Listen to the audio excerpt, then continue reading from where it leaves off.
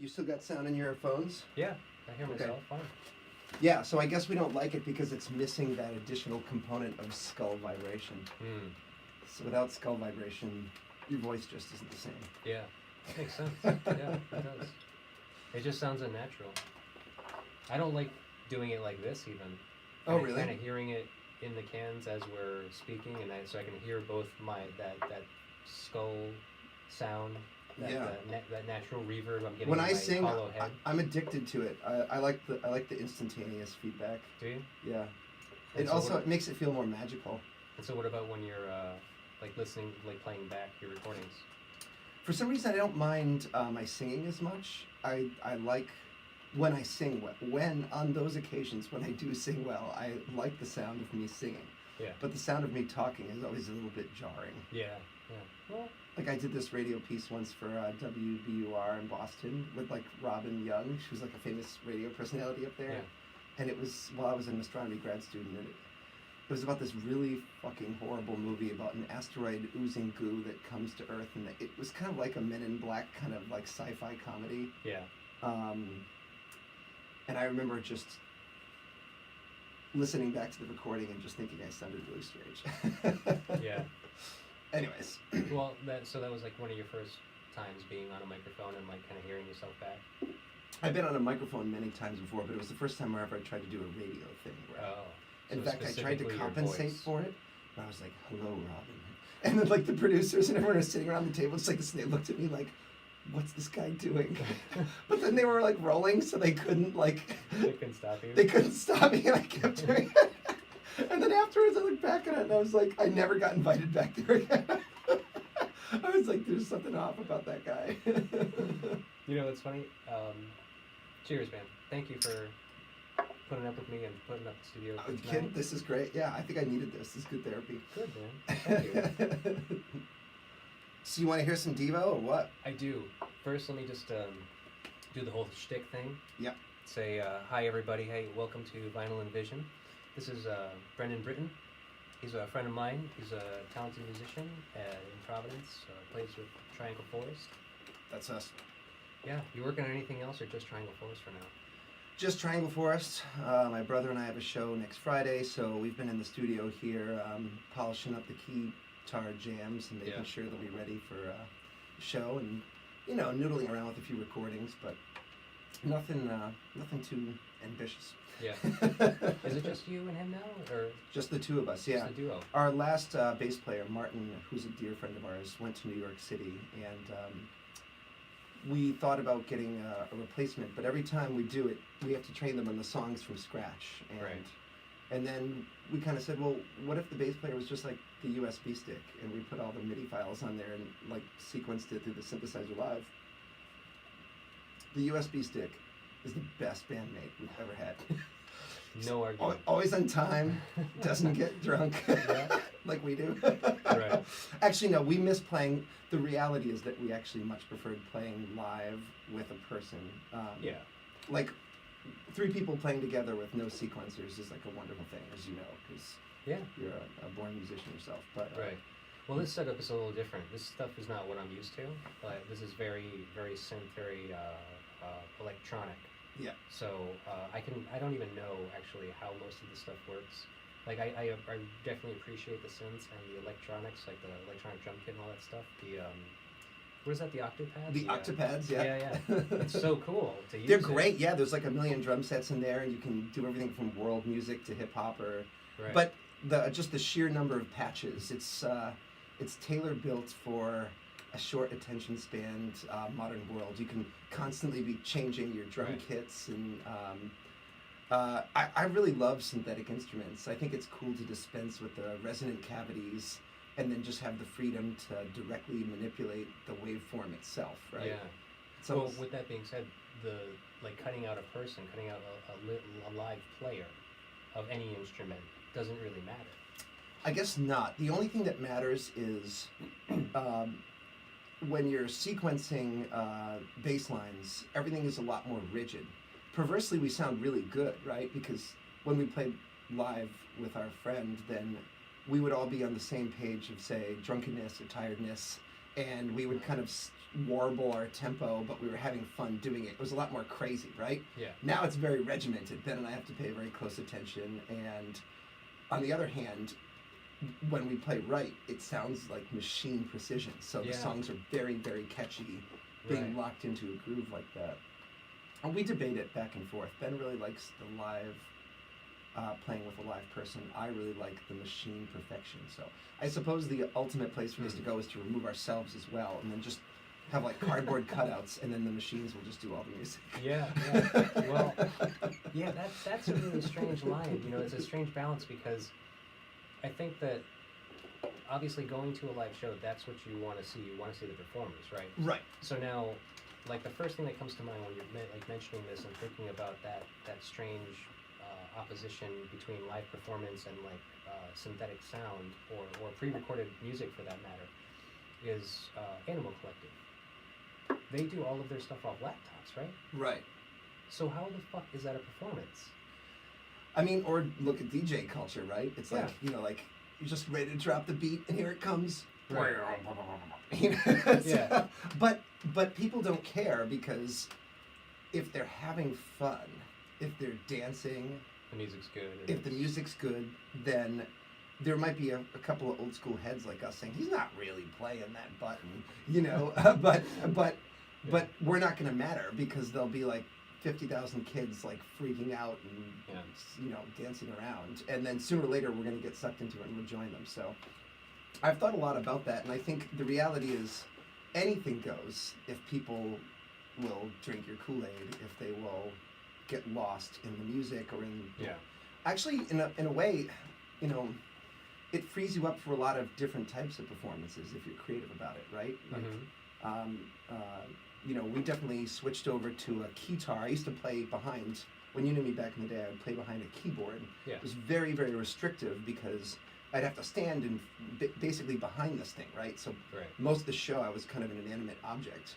Now that I use the keytar, I can run all around the stage like, you know, like the John Bon Jovis of yore and wail on the modulation pitch wheel and stuff. And it almost becomes like one of those old 80s rock performances. And honestly, as soon as I switched over to the keytar, everybody freaked out and loved it. I think it became more dynamic to watch on stage. Yeah.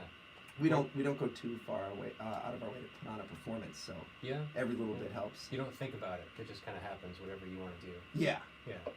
I don't think we have like the ambition to sort of plan out, you know, chicken feather jackets or anything like that. Yeah. Well, you're great anyway because so we were talking earlier about how when did we first meet? You know, it was somewhere along the lines years ago, over a decade now, and. I remember one of the first times I saw you play was you were doing Pepe La Gangsta.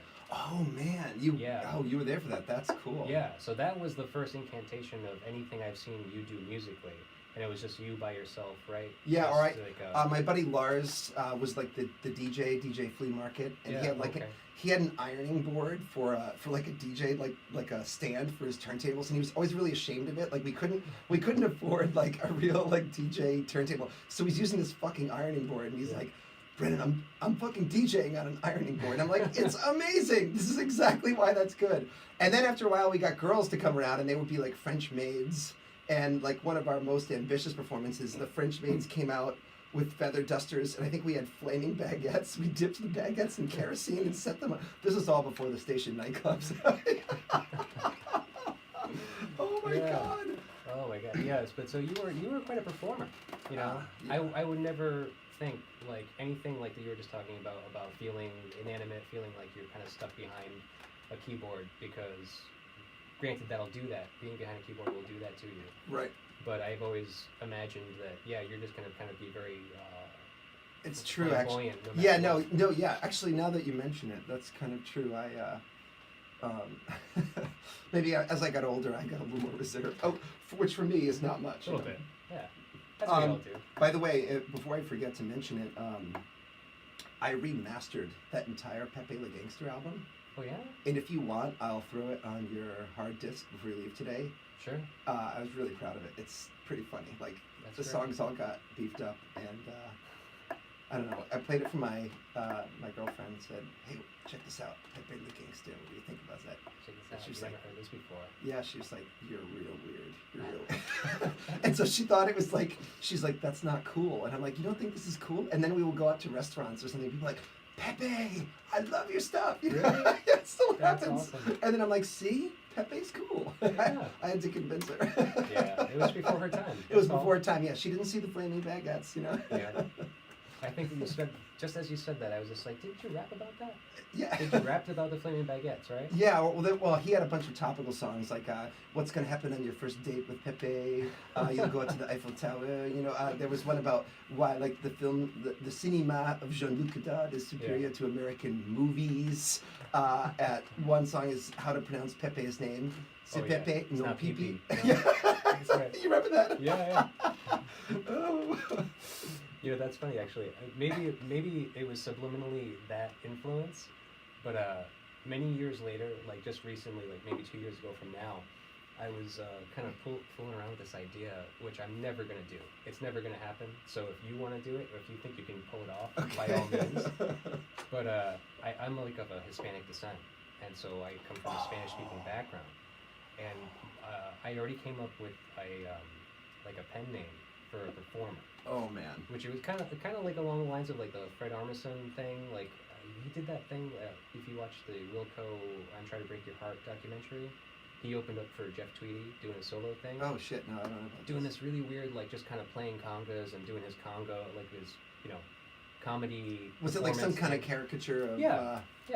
And so I was thinking, like, I want to be a guy called Spick Spanglish. Speak Spanish. As a Hispanic person, like I want to be Spick. And my last name is Spanglish, and I can have like a little Spanglish, and do the songs like that. Like, well, let me. This is distinct as a pasty white Irish guy. This is distinctly a vision I am not going to borrow from you. No, you can't do it. Not in the modern world, but you could do it. I could do it. I could do it if I could. And it would probably be amazing. I would love to try it because now that I think about it, it's thank God I picked a Frenchman versus God knows what other thing that I could have picked, right? You don't come from a French background? I don't know. I just thought it was funny, like, oh, sussy Frenchman is, don't talk to me that way. You do well. You do very well. Honestly, I would be reading out of a French primer half the time, and then, like, French people actually got a big kick out of it. Like, I played it for my French friends, and I thought, oh, they're going to think I'm brain dead, but they were like, this is amazing. Yeah. Because to them, when I would speak in my pidgin French, I sounded probably like, pretty close. Yeah, pretty close to like someone with brain damage. That's all right. Yeah, the brain damage is fine. I've already kind of tackled that subject a little bit, and it touches on what I was kind of thinking about talking to you just now. Is that how performers have this just thing about them, and I haven't asked anybody directly yet. Like, I talked with Dan St. Jakes. I talked with Steve Mattos of Airborne Radar and Doomsday Student. And if you must know Airborne Radar. I do. They're friends of mine. Yeah, but if you see them play, you don't, like, if you didn't know what to expect going into it, like, what would you think when you were seeing them perform? Oh yeah, these are like space aliens who like drank ketamine or something, Like they're just out of control. Like either they're out of control of their bodies. And that's why able to play. That's why their performances are so legendary and were so captivating to watch. Like, you were going to see a show, right? Like, it was cool, and it was uncontained. It was uncontrolled, like perfectly hardwired for like the teenage brain to digest and enjoy, or in my case, the adult teenage brain, the teenager which still lives inside my head here. Good. That's the best thing. Refuses to die. Don't kill it, man. No. Don't try. Just leave that thing alone. Hey, cheers to that. Cheers, man. So but so what is that? Like, what is it like when you're gonna get out on stage and perform? And it can go a couple of different ways. Yeah, I feel like if the audience is good and they're enjoying it and there's enough people at the shows to really get me jazzed up, then I'll go into kind of like a catatonic trance state and I really lose myself in it and I wail on the guitar and sweat pours off my head. There are also, funny enough, and I'm sure you must know this too, there's sometimes where if you know your track so well, it's almost like you're not even playing music. Like, I could be up there on stage, there's all these people watching me, and it'll be a fast, intense song. I'm thinking, I wonder if I should have mashed potatoes or French fries with dinner tomorrow night. You know what I mean? Like, and it's not that I don't care or I'm not engaged. It's like a meditative trance state that allows me to perform well because I'm in a calm place. Yeah. There's that what the psychologists call flow, where you're in this sort of transcendent state where the challenge is met by your ability and you're just lost in the mechanics of what you're doing. Yeah. But so sometimes I'll be in a trance state where I don't even know my name is Brendan and I'm just thrashing, and other times there'll be like this kind of quotidian, very rational dialogue going inside my mind, you know? Yeah. I don't know if other musicians have experienced that, but... Right. I'm sure it's different for everybody, but it's something along those lines where you just kind of like lose yourself. Yeah. It's almost like, it's that transcendental out of body experience almost. Yeah. That's crazy. Yeah, and it's always a rush. It's like an adrenaline rush to play a show. Your friends are there, some strangers are there. Yeah. You're exposing these people to these little brain damaged children that you made called your songs, and you're just like, do you like this? Do you want to hear this? Do you want to dance to this? Yeah.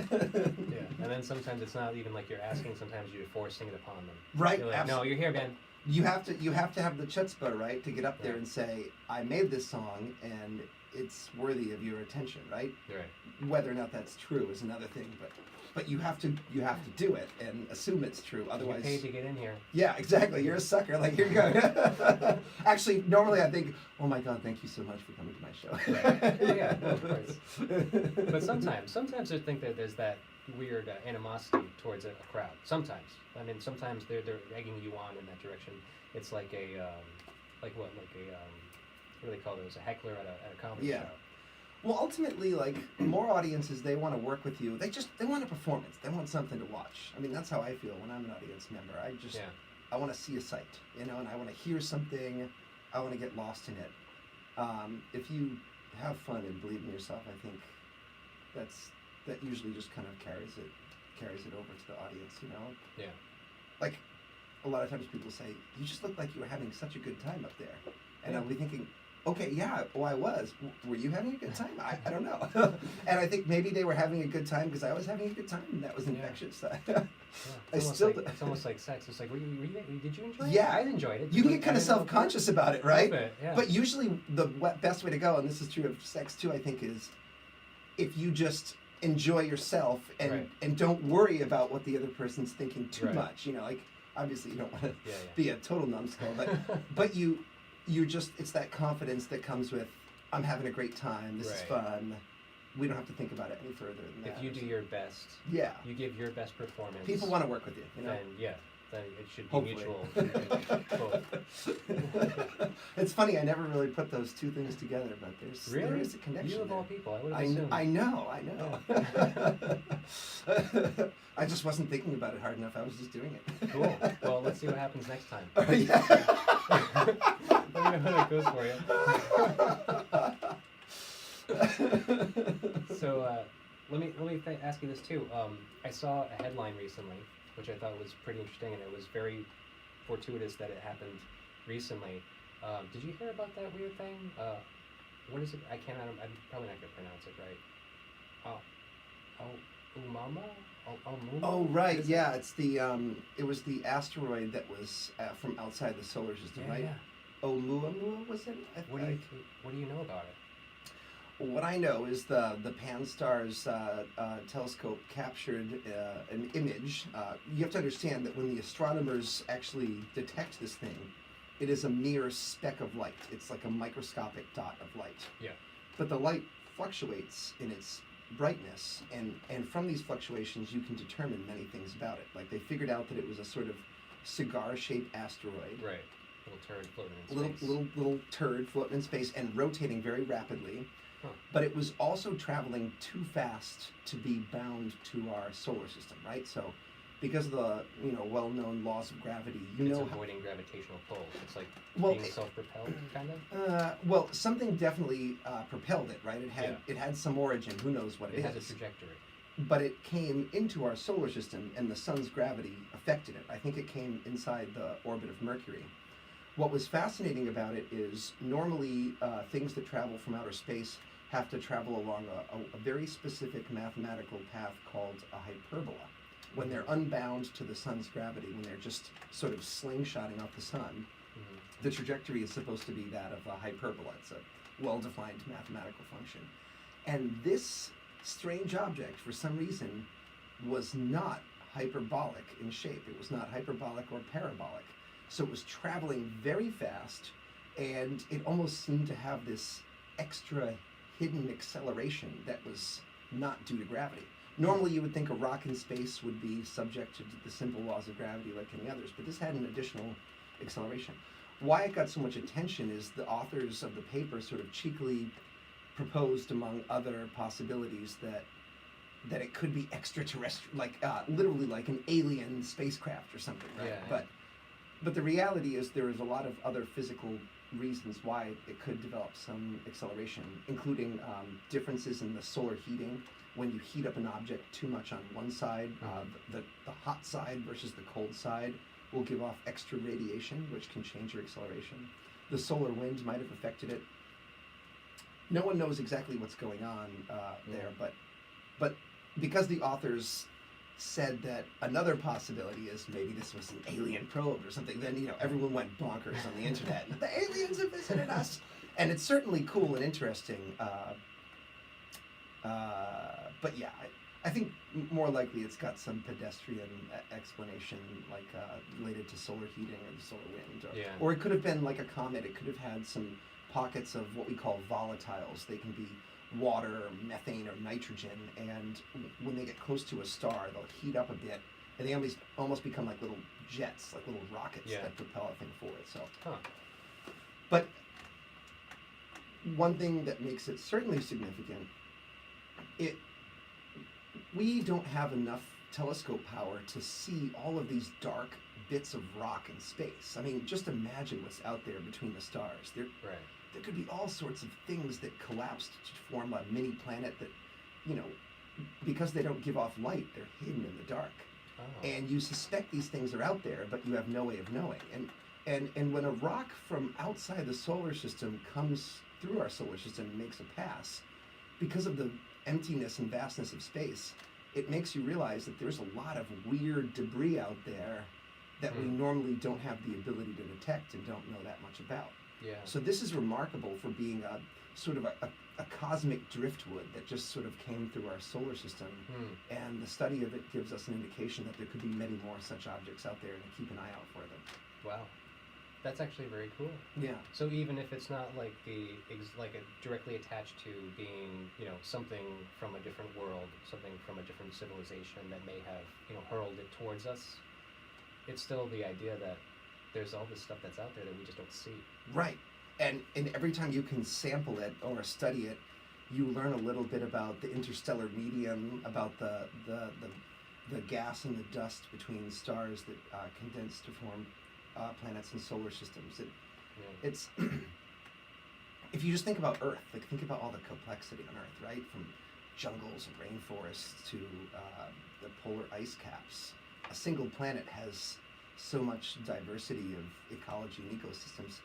In the same way, in outer space, there's got to be all this, on a microscopic level, different types of material and debris that have formed out there, whether it's rocks of olivine or brown dwarfs, or it would be cool to be able to sample some of that stuff and develop some ideas about what happens if a solar system doesn't form, but a bunch of matter comes together to do something weird, Yeah, that's a crazy idea. Well, yeah, you definitely opened my eyes up to stuff like that, because I have really no idea what's going on up there. Yeah, well, I don't. Even the professional scientists, they have ideas and theories, and then, as one of my friends said, who works on the Saturn Cassini mission, you develop these sort of rock-solid theories about what you're going to find when you go to Saturn, and you have models of what the ionosphere is going to behave like, and then you get out there and you actually sample this stuff and you find out it's all wrong. Like, you might have had a couple of good ideas, but reality is always tricking you. It's always a little more complex, or it had a little thing that you didn't think about, and that's the chase is part of the fun of science, is trying to keep up with nature in her machinations. Yeah. I mean, I can't imagine trying to develop a theory about something you just do not know. Like well, you have data. You have some. You're not going in blind, right? You have some observations and Right. a lot of experience. Mostly observations, don't you think? I mean, like, because we don't really have any ability to actually analyze anything from another planet. Or even outside of our solar system. In fact, we do through the art of spectroscopy. Okay. As long as you can get light, you can mine so much information from light. Really? You'd be surprised. Yeah, it's quite complex. I think I am surprised. By taking light and by breaking it down. I mean, you're a musician, right? So you know about taking the audio signal and decomposing it with a graphic equalizer into high frequencies and mid-band and low frequencies. Mm-hmm. Just like you can do that with an audio signal, you can do the same thing with a light signal. You can resolve it into spectral components. Okay. And you can mine them for nitty-gritty details, things you wouldn't necessarily suspect, like magnetic field strengths, chemical composition, temperatures, densities. You can get so much information from light. Wow. The trouble with that object that came through our solar system is that the only light we get from it is reflected sunlight. And most of these asteroids, they're dark, black, soot-covered rock. They're not very shiny or reflective in general. Right. So we're just getting a weak trickle of light from them, and we're trying to squeeze as much knowledge as we can out of it. Since it's left our solar system, we probably will never see that thing again, but maybe another one will come by. Yeah. After more observations, you sort of put together an idea. Yeah. Well, that's cool. So even if this one is kind of a dud, what is your thought about like the idea or possibility of extraterrestrial life? So my students ask me about this all the time, and I've got this answer well polished. If you think about it in terms of a probability argument, right. Our solar system, now we have 8 planets, now that Pluto's not... Defunct. It's a dwarf planet anyways, it's still there and still cool. But in our own solar system, 1 out of 8 planets has life, right? Right. And I'm trying to remember what an eighth is, but I think it's around 16%. Okay. Think of it as, for any planet, there's a 16% probability that life exists. In our own galaxy, there are close to 1 trillion stars. That's 12 zeros, right? Yeah. If every single one of those stars has a couple of planets around them, there could be trillions of planets in our galaxy. Yeah. 16% of 1 trillion is a very high number, in the hundreds of billions, Yeah. right? Yeah. It's, even if the probability of life wasn't 16%, even if it was 1%, even if it was 100th of a percent or 1,000th of a percent, there would still be billions, or at least hundreds of millions of planets with organisms. So it's a virtual certainty in my suspicion. Mm-hmm. Not that I have any more, knowledge of the truth than anyone else, but I suspect that it's a virtual certainty that there are other places in the universe, at least in our galaxy, which have the right chemical combinations to form what we would call life. The trouble is detecting it. Right. It's so far away, right?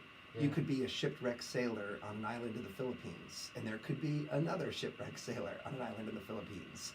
But you're not going to be able to talk to each other without a boat or some kind of messaging signal. You're just, you're kind of on your island universe all by yourself. So the problem isn't whether it's out there, I think. The problem is how to get to it or to send information to it.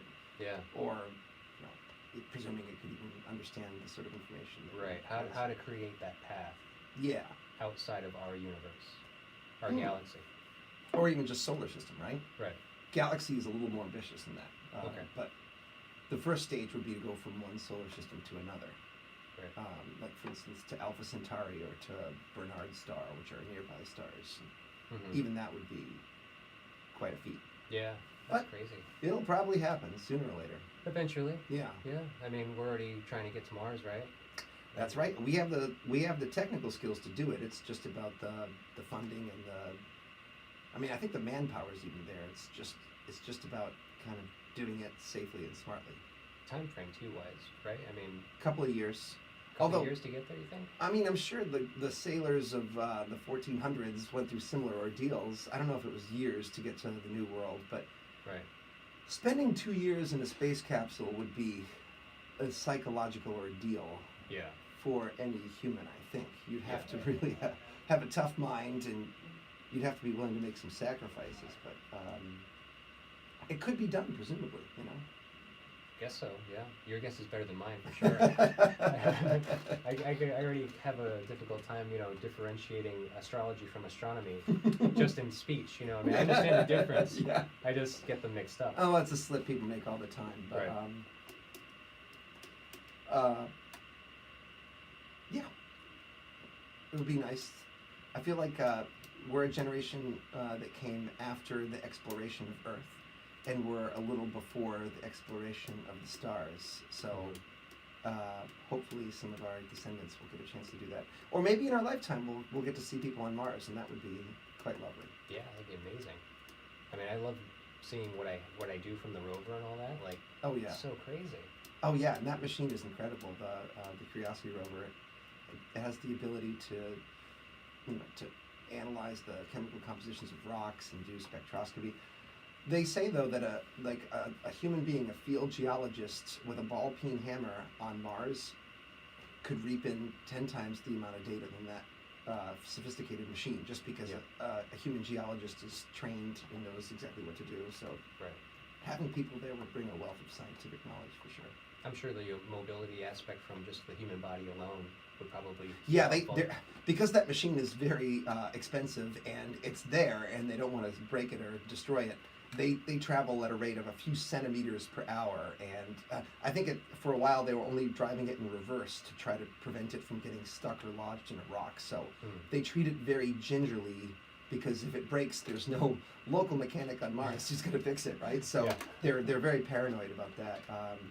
So yeah, a person walking around could do a lot more in a day, presumably. Right. That's cool. Well, not to get too involved in the atmosphere or the solar system and all that.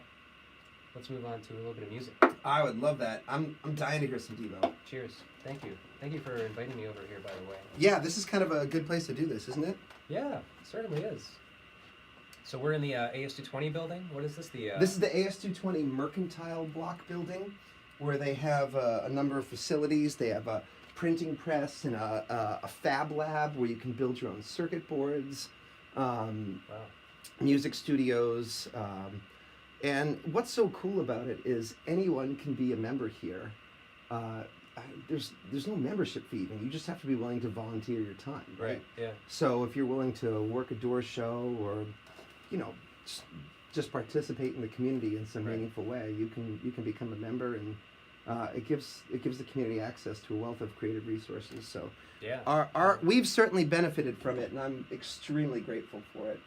Yeah, AS220 has been great. I mean, I've had a lot of experience with them. I actually used to volunteer a lot. I don't volunteer anymore, just because I don't have much time to dedicate to that. But I used to work the door and hang out for shows and do cleanups and stuff like that. Well, if you've done that, you've done your part to contribute to the community, right? Yeah.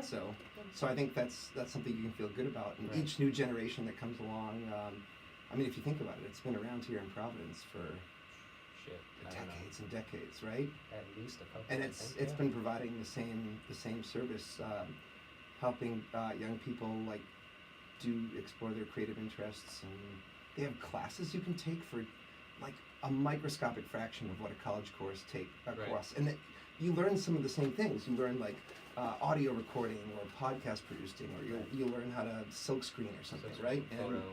And photography stuff. It's so cool.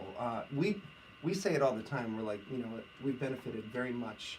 If Bert and Susan and Shay hadn't helped us get a studio here, I don't know what our band would have done. We used to live in the sort of warehouse spaces where you could have band practice in your living situation, and then as those got turned down and we got evicted from them, my modern apartment, we would never be able to have Triangle Forest band practice there. Right. So I'm very grateful for this space, for sure. Yeah, it's been a long time since I've tried to even get a live band together, and it's tough, it's tough for all kinds of reasons, but not the least of which is sound, right? Well, yeah, I mean, you don't, because if you're trying to play music in a residential area, you're automatically going to be, confronted with people that are pissed off that you're making loud music. Right, and you tend to want to do it after your job, after you put the kids to bed, whatever, Right. like at night, right? Usually, yeah. And nighttime is exactly when other people don't want to hear loud. It's just when musicians really get their juices up, and it's when everybody else is not in the mood. Right. Yeah. So residential doesn't work out, and so I mean, I've been fortunate enough to be able to build a studio in my house. Yeah. So Soundproof it. Yeah. For the past 10 years, I've had one in my home, but at the same time, I've been in the basement of my home with a one-bedroom apartment directly above me, which was not the apartment I was living in. So I was just like, yeah, I can't really do this because I don't want to disturb my tenant. Right. Yeah, and so I would use it sometimes during the day, like when they were at work or during a weekend or something like that. But it's hard to be constrained like that, right? Yeah, it definitely is. Like, it's much better to have just free access. You come here whenever you want, whenever you have the time. And that's mostly the situation here, which is why it's so great. You know, Right. Actually, some of my favorite times. There's nothing more thrilling than after like having Thanksgiving with your family to come here on some weird goofy holiday or Christmas Eve. It'll be snowing, and I'll just come down here and make an unholy racket. It's so thrilling. I love coming here on holidays when everyone's evaporated and gone. You know? Oh, that's a great idea. Yeah. Yeah, you're telling me how you're doing karaoke here occasionally. That would be the perfect time to do it. Oh yeah, I mean, well, this is a very noise tolerant place as long as no one's recording in the neighboring studios, which isn't too often. But, especially on a holiday, I don't assume. Oh, nobody's here. And you can just sing la la la la la and not worry about what anyone thinks. It's so great, especially as a singer. I don't know if other singers have that issue, but sometimes you just want to mumble random words or sing. Not even in English or any language. You just want to like kind of la la la your way through a song to figure things out. And the more freedom you have to do that, the more experimental and creative you can be. So either you have to really just not give a fuck what anyone thinks, which is where I try to go, but it's even better if no one's around because then you just do it guilt-free without any self-consciousness about it. Yeah, I've done that too because I am not a singer, and I've had a couple of circumstances where I was just trying to record, just trying to feel it out, feel out some songs. Oh, that's a neighbor, isn't it? Yeah, so there you go. Well, with that being said, we should probably put on the record. Yeah, let's do this. Yeah. All right. So we're doing Devo Freedom of Choice tonight.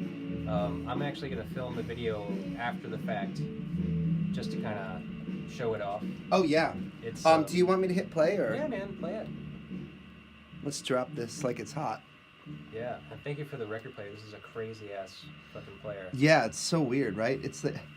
I don't know exactly what it's called, but I call it the Cartesian because it's a linear stylus.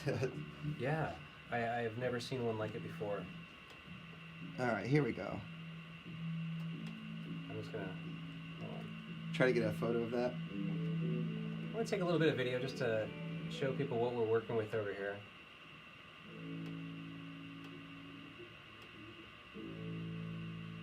So that's what, Technics, is it?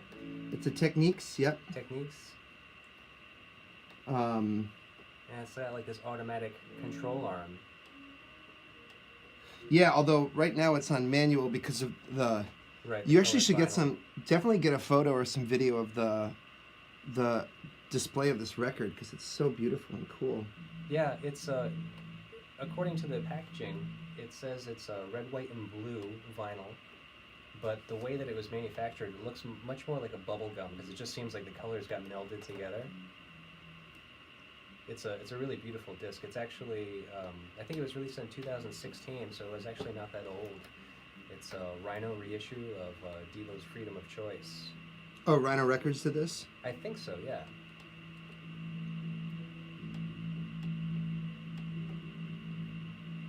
I'm having some issue with the queuing here. I'm not sure what's going on. Hold on. Yeah, that's the problem with the colored vinyl is that technology is not wanting to read the colored vinyl as opposed to the black vinyl. Yeah, the queuing should drop the stylus. Hold on. I wonder what's going on here. Let's do a little system reboot and see if that cures our ills. Oh, I think there's a little dust bunny on it. I think that's what's going on. Oh. All right, let's see here. Well, you've been able to figure everything out so far tonight, so. So this, I can't fail now. Yeah. I don't know about you, James, but I'm a born AV geek. Like, yeah, like you must ever be, since I was a kid, like, yeah, wires, video, audio, anything. Like, I've just really enjoyed. It can be really irritating for my girlfriends. I'm like, wait a minute, the sound quality is not perfect on this. I need to reroute this widget through the do jammer, and then it's going to go through the quadraphonic system, and then we can watch Seinfeld. Yeah, I can imagine. Yeah. I mean, I see all the buttons and cords and stuff in here now, and it's like this gives me a little bit of like a little taste of that. Yeah, a little heart palpitation every time I see it. I just get a little nervous. Let me try the auto function, see if that's changing. Otherwise, we might have to switch out the record player.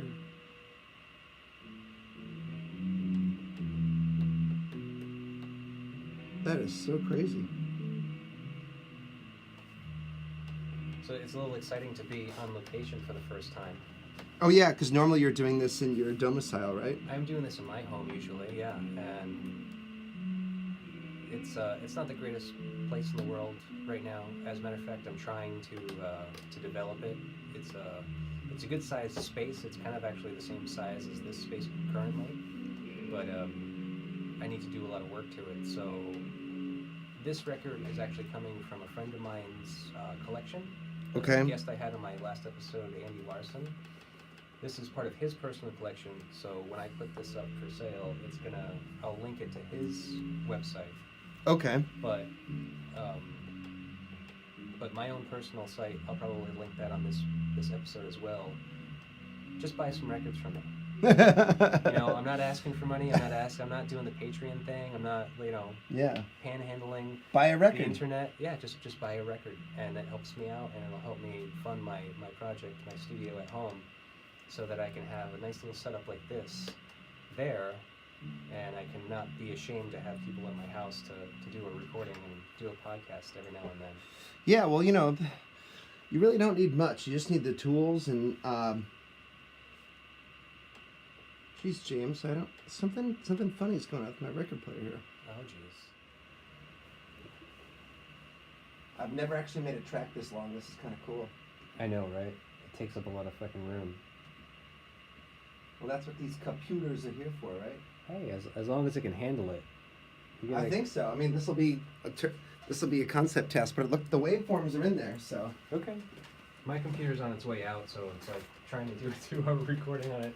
Oh, it's shaky. Oh god, I bought a new one just to avoid the crashing, but it's been very touch and go, because even just doing the audio files on it. I would love to listen again to Freedom of Choice. Is just such a wonderful track. Yeah, man, sure, whatever you want to play. It'll be some cool background. Let's see if I got it right. Oh yeah, just so. Nice. Good eye. I follow the grooves. So I was saying about how I had a piss poor education in high school, and I was telling you about how my experience with poor teachers was that this teacher I had doing an English class my senior year gave me a reading assignment to read some poetry overnight. Comes back to class the next day. Asks me about the poetry. I say, she says, what do you, so does anyone have any idea of what this poem is about? And I raise my hand, and she calls me, and I read, give my idea out loud and split in class, and she shoots me down and says, no. Like, that's not it at all. And I'm like, because she's the authority, the one and only authority. Well, yeah, but And I understand that, but I'm just like... No, but I mean, yeah. But it's poetry, right? I mean, and I think I probably had this argument with her in class because she probably got mad at me because we did not have a good relationship. But it was just like, no, that's not what it means. It means this. I'm just like, wait, isn't this open to interpretation? I mean, it's poetry, right? And she's just like, well... Yes, but no. Like what the poet was getting at was along these lines. And I'm like, okay, but I was like, I think I just gave up at that point. I think I was just like, okay, well, fuck off, whatever. Because I was just mad. I was mad at that point. And I just didn't really care. I didn't really care to have the argument. I didn't really care to discuss it any further. I was just like, fine, you know, say that's right, and that's right. I mean, the poet may have had an intention, and maybe she was learned enough to have read about what it was, but once an artwork exists, it's kind of somewhat divorced from the creator who made it. It takes on a life of its own, and people come back to it at different time periods of history, and they see different things in it that mean different things at different times, right? Like the reader is connected to the text. Right. So I don't think it's... I kind of agree with you. How can you, like, shoot down anyone's interpretation of it? Right. Because it doesn't belong to any one person. It belongs to everyone. Right. And, you know, how many times have we gone back and looked at a work of art or a text and seen something completely different? Sometimes criticism is actually a reflection of the time period in which you live, right? You know, there's Freudian criticism and feminist criticism and, you know, cultural relativism. I don't know what all the various modes of art criticism are, right. But any literature is basically there for that. I mean, yeah, the creator might have been like kind of aspiring for a certain feel, especially in the poetics, you know. But after that, I mean, like, well, right. I mean, like, it's basically whatever you want to take from it, because that's the enjoyment of being a reader. Also, like, when Kurt Cobain says, "Oh well, whatever, never mind," and it later on becomes a symbol of like the apathy of Generation X. Right. He may not have thought of it that way. He might have just been mumbling some shit into a microphone or just speaking stream of consciousness, and then it was everybody else who attached this symbolism to it. Yeah. Kurt Cobain was sort of an artistic genius, and maybe he had it all planned out, but how is one person supposed to say, this is what Kurt Cobain really meant? Right. But he did not mean this, right? Yeah. Those things will change as we look at the history wheel over longer and longer time periods, yeah. you know? You know what? I'm just going to kill this. Oh, okay. Sorry, just because... You're the boss. Sorry, man. Not trying to be... not trying to squash the party or anything. I just... it's a copyright issue, so in the video I won't be able to incorporate the music. Oh, I see. Yeah, I have to edit the audio out of the video feed. Really? Because they'll flag me and if I try to keep it in, the YouTube will flag it and haven't paid your ASCAP fees, huh? Yeah. Yeah, exactly. Good. I mean, let's not pay them a dime. It's one of those things. Like, at some point maybe I could, but not right now. No way. Yeah, absolutely not. The audio's fine though. The audio, they don't say anything about it, which That's I think funny. is strange. Yeah, I wonder why that is. I don't know. But to mention what you were just saying, I actually did have a teacher at one point who was actually a substitute teacher at the time when I was in high school, and I remember it was so cool. I ended up having a falling out with him, but at the time, he came in, and I remember it was an English class.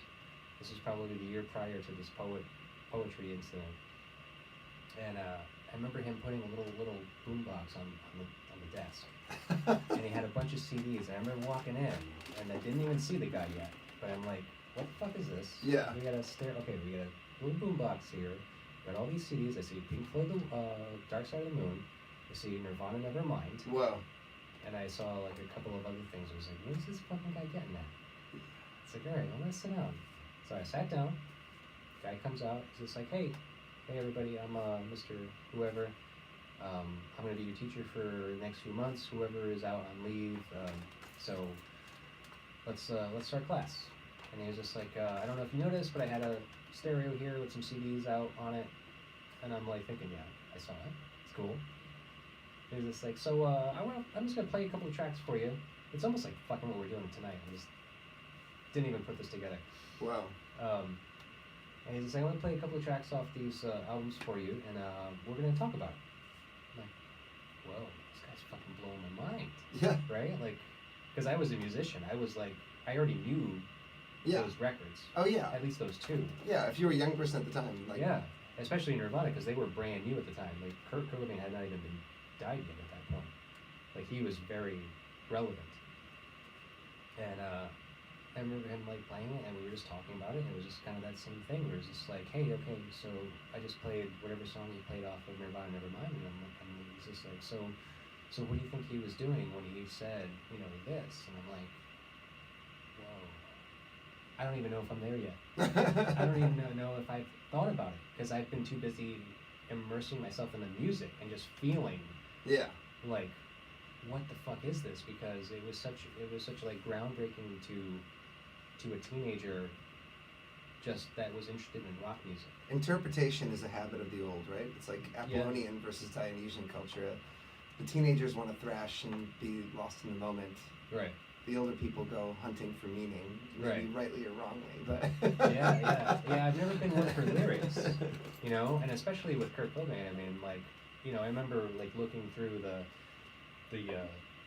gatefold or whatever of the album at the time, which basically was some of the lyrics just written out.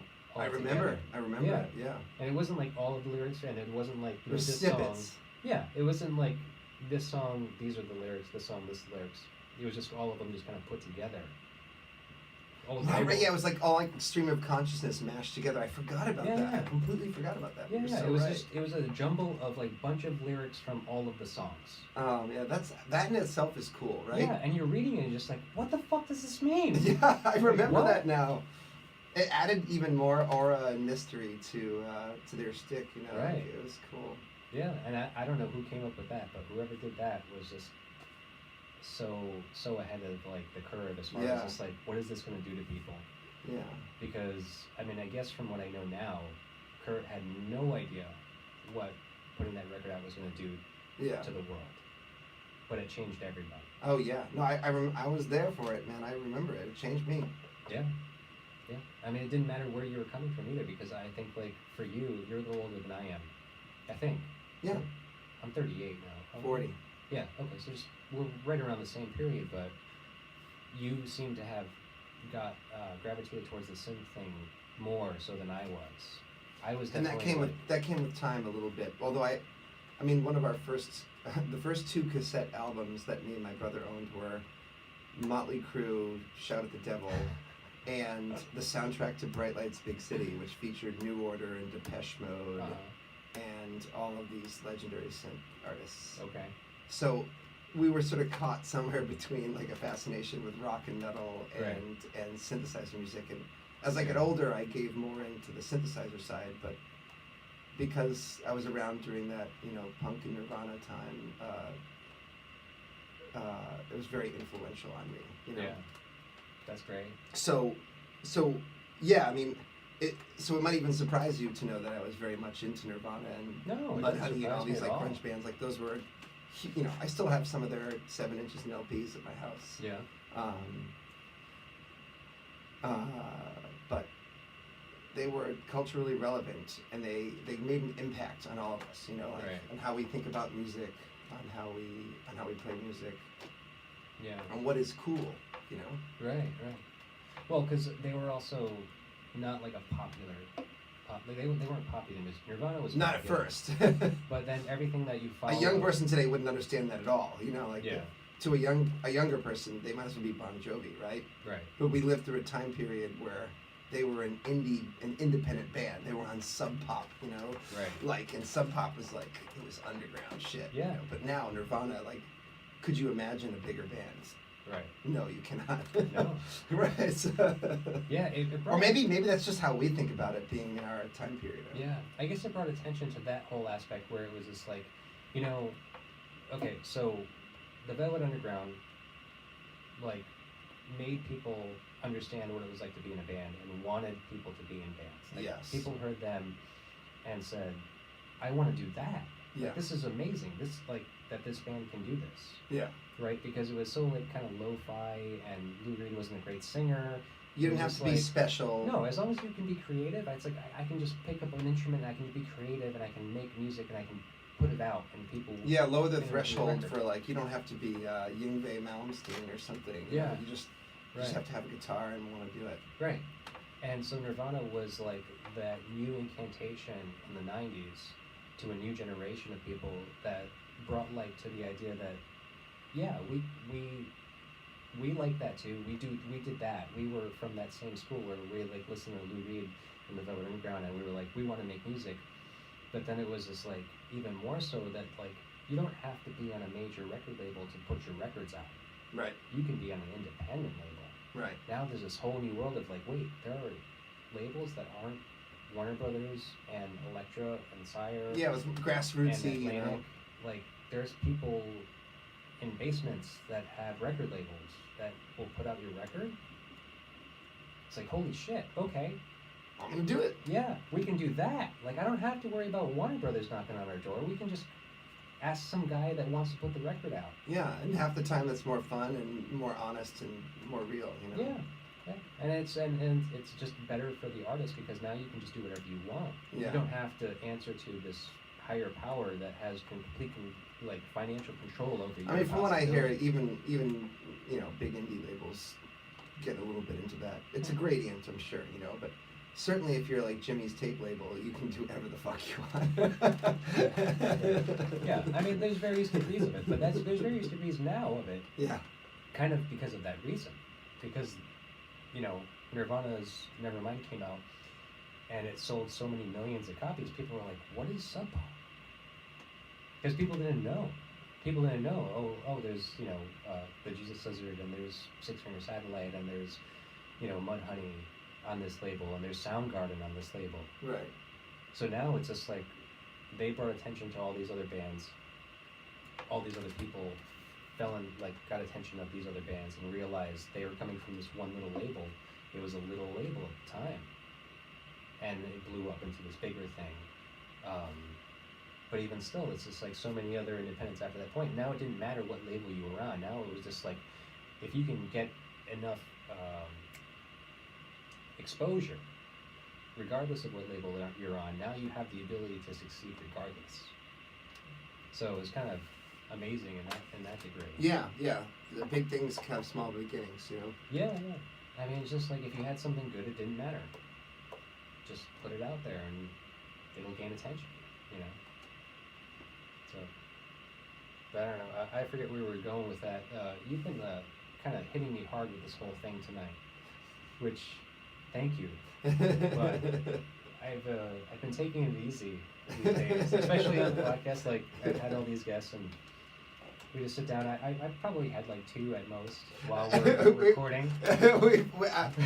Notorious for being a bad influence. No, I'm not gonna let it stop now. That's why I love you, man. I mean, we've had a long history of this. And so I guess I kind of should have expected it. But yep.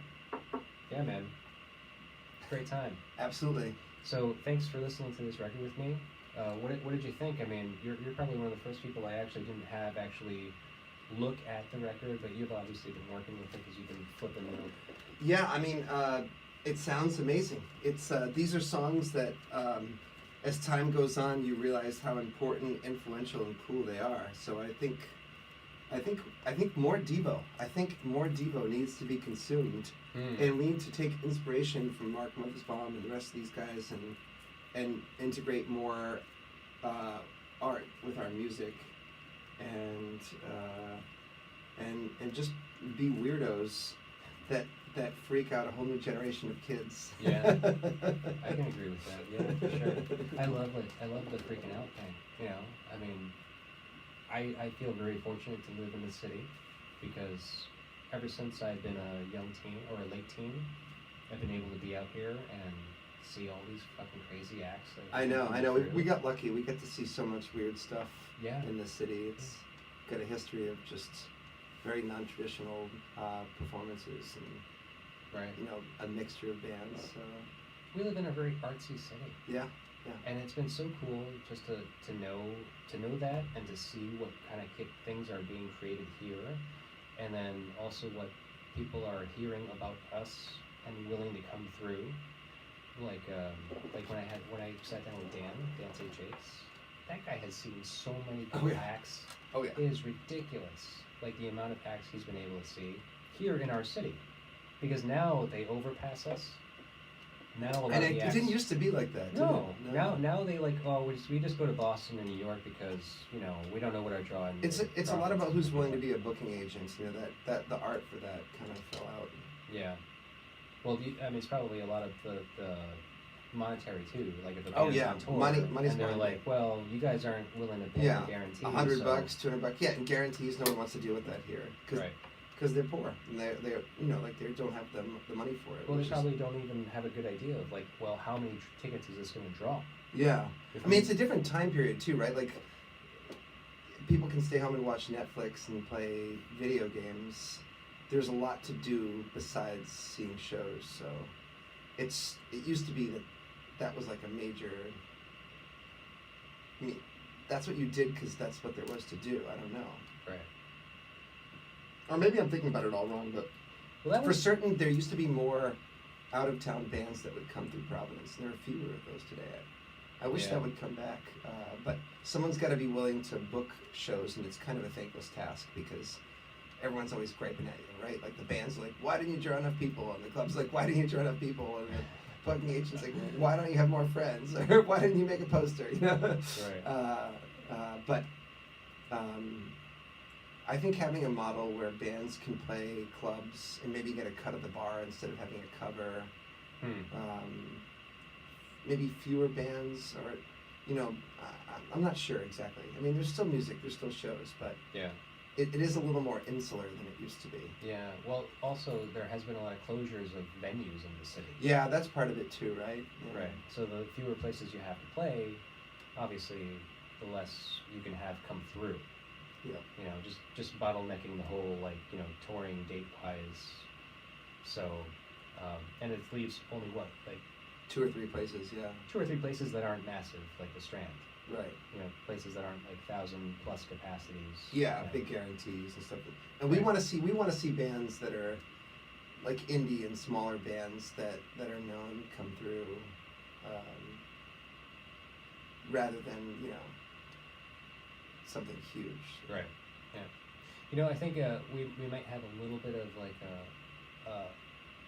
some kind of influence in that because we're kind of Northeastern people in general are kind of a cold people. Yeah, that's true. Maybe we're turning them away, right? Yeah, we're a hard influence people. Like we don't take too well to people around here. It takes us a long time to warm up to somebody. It's true. It's so true. That's probably why we can't. Ornery. That's what they say. Yeah, ornery.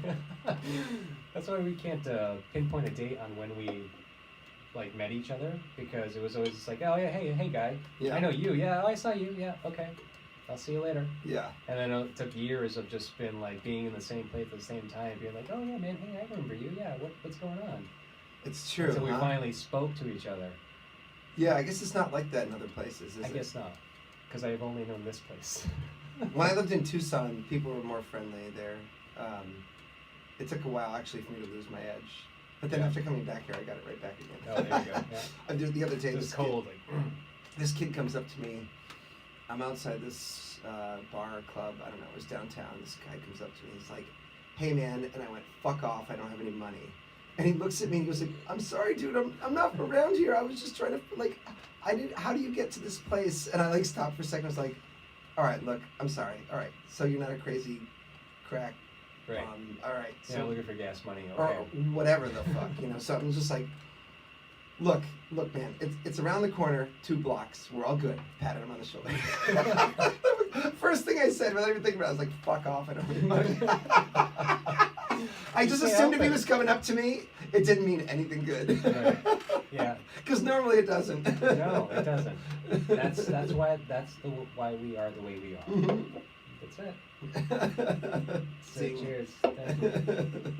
What was I gonna say? Oh yeah. So speaking of live venues and stuff like that, Triangle Forest. Playing a show at dusk next Friday. Which is the date on that? Let's see. It's the day after Thanksgiving, so that's the 23rd. I guess. Oh, that's this week. That's this upcoming week. Okay. 23rd, Friday night, 2018. We'll be performing, and anything after that?